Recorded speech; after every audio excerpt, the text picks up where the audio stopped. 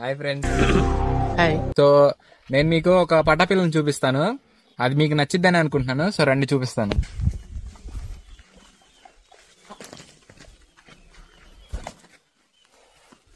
So ఇదే అనమాట మా పటాపిల్ల.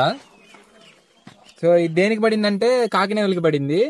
అదేంటంటే కాకినేవిలి వచ్చేసరికి బాగా పోటాడిద్ది. అది మా బ్రీడర్ అనమాట, అప్పుడు 2 years బ్యాక్ అది. సో దానికి పడిన పిల్ల ఇది. దీనికి రఫ్లీ ఒక 8 to 9 months ఉండిద్ది. బాగా పోటాడిద్ది ఇది కూడా.